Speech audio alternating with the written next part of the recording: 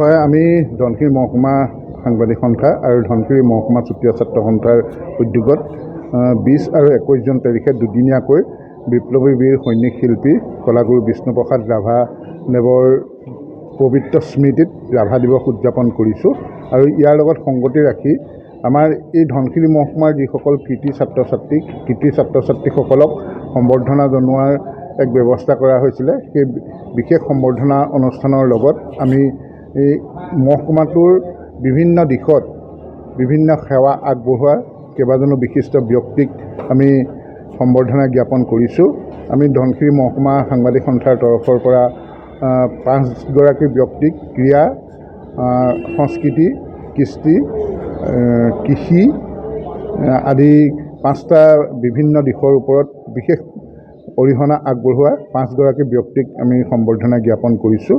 লগতে যিসকল ছাত্ৰ ছাত্ৰীয়ে এই বৰ্ষত ডিষ্টিংশ্যন আৰু ষ্টাৰ মাৰ্ক সহ মেট্ৰিক আৰু হায়াৰ ছেকেণ্ডেৰী পাছ কৰিবলৈ সক্ষম হৈছিলে, সেইসকলক আমি সম্বৰ্ধনা জ্ঞাপন কৰিলোঁ।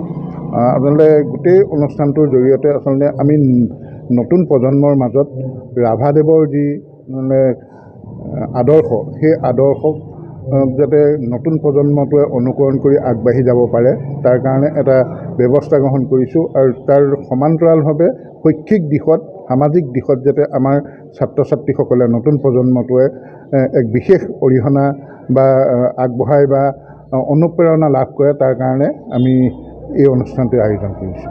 আমি ধনশিৰি মহকুমা চুতীয়া ছাত্ৰ সন্থাই প্ৰত্যেক বছৰে হাইস্কুল শিক্ষান্ত পৰীক্ষা আৰু লগতে উচ্চতৰ মাধ্যমিক পৰীক্ষা যিসকল কৃতি ছাত্ৰ ছাত্ৰীয়ে সুখ্যাতিৰে উত্তীৰ্ণ হয় তেখেতসকলক আমি সম্বৰ্ধনা জনাই আহিছোঁ। ঠিক আমি যোৱাটো বৰ্ষৰ পৰা আমি ধনশিৰি মহকুমা সাংবাদিক সংস্থা আৰু আমি ধনশিৰি মহকুমা চুতীয়া ছাত্ৰ সন্থাই যৌথভাৱে আমি কলাগুৰু বিষ্ণুপ্ৰসাদ ৰাভাদেৱৰ স্মৃতি দিৱসটি আয়োজন কৰি আহিছোঁ।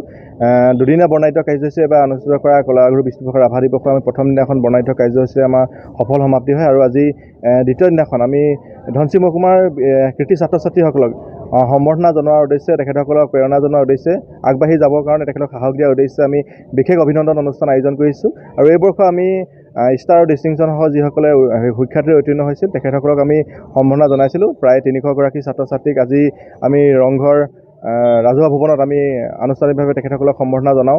আৰু এই অনুষ্ঠানত বিভিন্ন ব্যক্তি উপস্থিত আছিল। গণ্যমান্য সৰুপথাৰ সমষ্টিৰ সন্মানীয় বিধায়ক বিশ্বজিৎ ফুকন ডাঙৰীয়া উপস্থিত আছিল। আমাৰ মাজত বিভিন্ন মহাবিদ্যালয়ৰ শিক্ষাগুৰুসকল উপস্থিত আছিল। সন্মানীয় আমাৰ সদৌ গোলাঘাট জিলা চুতীয়া ছাত্ৰ সন্থাৰ সভাপতি পাপু শইকীয়া ডাঙৰীয়া, সাধাৰণ সম্পাদক মানৱজ্যোতি শইকীয়া ডাঙৰীয়া প্ৰমুখ কৰি বিভিন্ন অতিথিবৃন্দ উপস্থিত আছিল। এই অনুষ্ঠানটি আজি সুন্দৰভাৱে সফল সমাপ্তি ঘটিছে।